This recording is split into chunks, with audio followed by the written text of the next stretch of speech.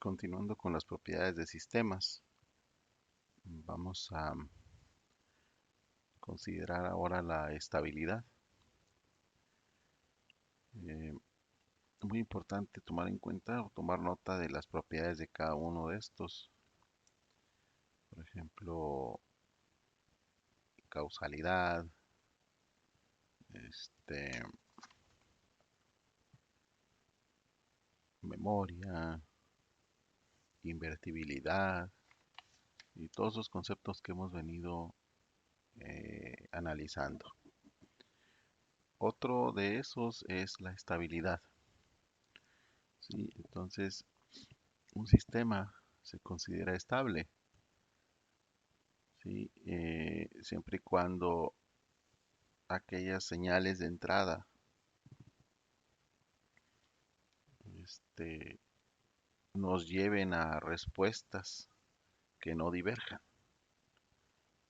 O sea, es muy importante el concepto de divergencia o no divergencia le da estabilidad a un sistema. En este caso, bounded input quiere decir que tenemos una entrada, ¿sí? Vamos a decir que tenemos aquí una gráfica y esta es la input. Vamos a decir que esto es x de t. ¿Sí? Entonces, bounded es con fronteras. Entonces, acotado es que tenemos un comportamiento de una variable, vamos a decir, dentro de estas fronteras. ¿Sí? Entonces, esto que tenemos aquí son los boundary. ¿Sí? Esto también es un boundary. Entonces, quiere decir que la entrada es acotada. ¿Sí? Y tenemos bounded output. En este caso tenemos una función. ¿Sí? Esto sería y de t. ¿Sí? Cualquiera que sea la respuesta para este sistema. ¿Sí? Tenemos y de t. ¿Sí? Este sería el output y este sería el input. Entonces, bounded output quiere decir que la salida del sistema está acotada dentro de cierto intervalo. En este caso el intervalo es este. ¿Sí? Y eso nos dice que el sistema es estable. ¿Sí? Es muy importante que no diverja. Por ejemplo, un ejemplo de una señal que no diverge, este, una señal que diverge, perdón, es por ejemplo esa señal que tenemos de una función elevada a una potencia vamos a decir 1/x al cuadrado o una función x al cuadrado. ¿Sí? Este es una señal, este, esta es una asíntota y esta es una señal que crece y crece y crece y crece y crece y crece. Entonces, prácticamente es muy difícil ponerle un acotamiento a una señal de este tipo. Esta señal diverge. Entonces, este sistema es non-stable. Non-stable, porque no se considera que es estable en el tiempo. Y para que el sistema sea estable, nosotros necesitamos que tanto en la entrada como en la salida estén bounded o tengan un acotamiento o de otra manera que no diverja. Eso le da estabilidad al sistema. ¿Sí? Eh, Ejemplos de sistemas no estables.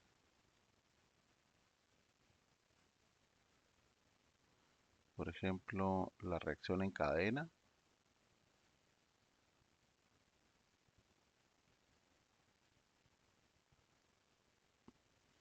La reacción en cadena es un sistema inestable. Otro ejemplo de sistemas inestables es el crecimiento poblacional, population growth,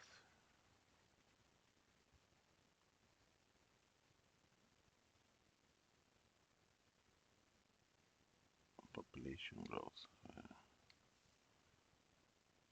Se me gana la dislexia. Este, obviamente este population growth se calcula con supplies o recursos ilimitados, ¿verdad? Supplies unlimited and no predators,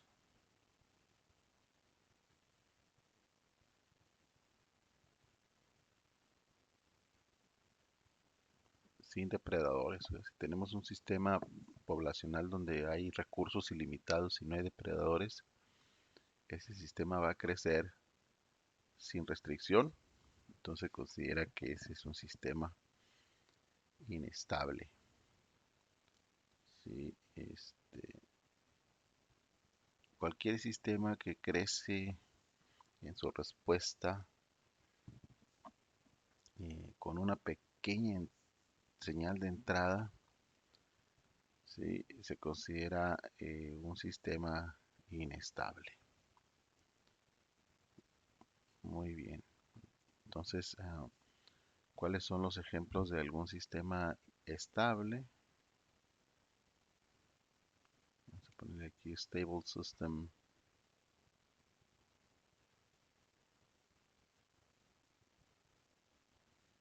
example. Un sistema estable, por ejemplo, podría ser un péndulo. Un péndulo es un ejemplo de un sistema estable. ¿Sí? Si ustedes lo estudian o lo estudiaron en física, pudieron haberse dado cuenta de esto. Es un sistema estable, no tiende, está acotado su movimiento y la fuerza, tanto eh, sistema oscilatorio, es un sistema que se considera estable. ¿Sí? Por ejemplo, si nosotros tenemos una señal, vamos a decir y de n, y vamos a decir que tenemos una, una sumatoria, una señal de suma, un operador de suma, vamos a ponerle u de k y que es igual a n más 1, es un impulso unitario de n. ¿Sí? Esto es una función de suma o también se le conoce como un acumulador.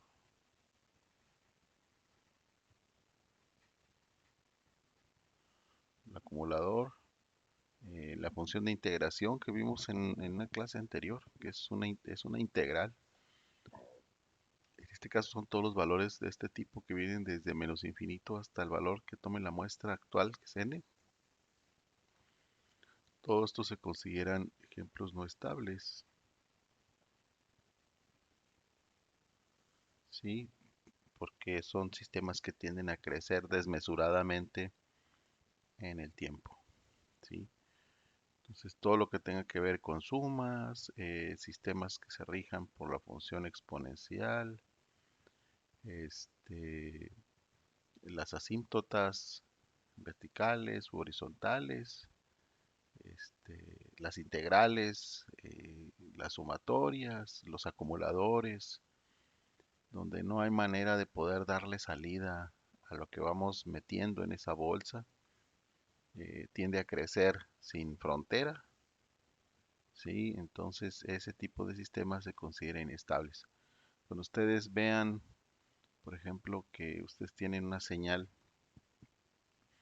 tienen que adquirir, por ejemplo, cierta información de un sistema o subsistema y esa información se acumula y ustedes tienen que deshacerse.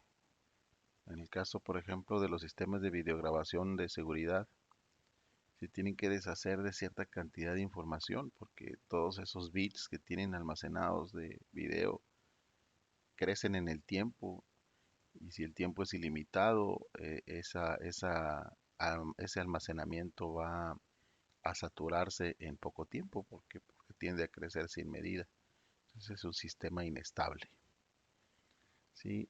¿Cuáles son algunas de las contramedidas? Voy a ponerle aquí countermeasures. Las contramedidas para los sistemas inestables, por ejemplo, uno de ellos sería el feedback, que es el circuito de lazo cerrado. Si nosotros tenemos el feedback, esto nos sirve, ¿por qué? Porque podemos tener un constante monitoreo del estado del sistema en cuestión, por ejemplo, de almacenamiento, ¿sí? U otro tipo de feedback. Entonces siempre necesitamos retroalimentar el sistema para poder saber exactamente en dónde va esa salida que está creciendo sin límite. Entonces, estos son los conceptos de un sistema estable, ¿sí? Vamos a poner aquí un pequeño divisor para ver otro. Este es muy importante,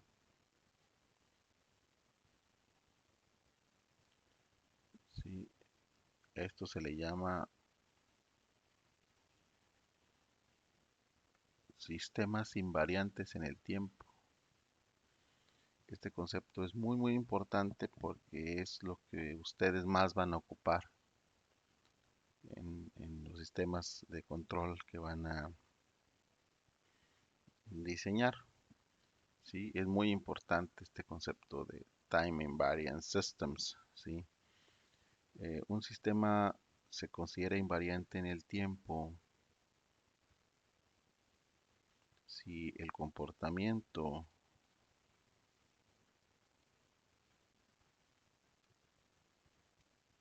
y las características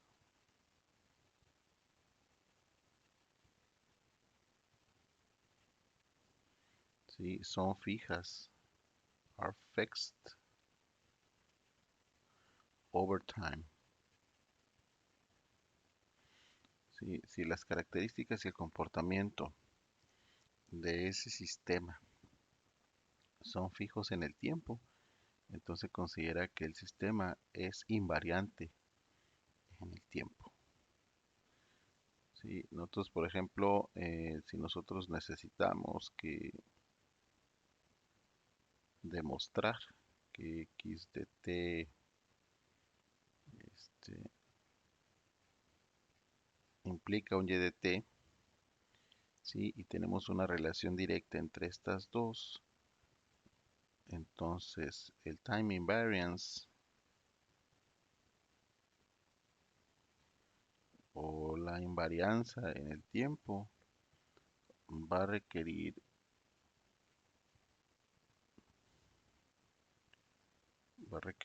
que un x representado en un t menos t sub 0, que es un intervalo de tiempo, sea demostrablemente similar a t, a y de t menos t sub 0. ¿Sí? Esto quiere decir que nosotros estamos haciendo un desplazamiento en el tiempo, que le ponemos shift over time. ¿Sí? Si nosotros hacemos un desplazamiento en este sistema de t a t sub 0, lo hacemos por ejemplo hoy, tenemos y de t menos t sub 0, y luego al mes próximo hacemos el mismo desplazamiento, vamos a encontrar que la relación que existe entre este y este son iguales.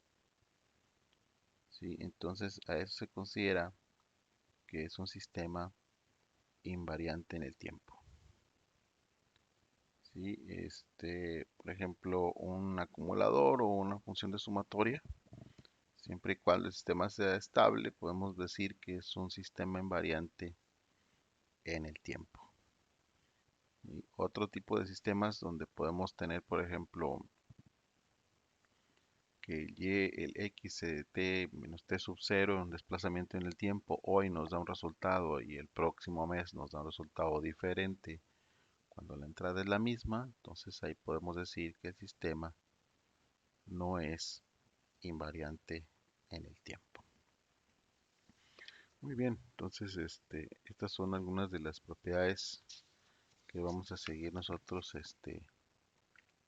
analizando de lo que son propiedades básicas de sistemas.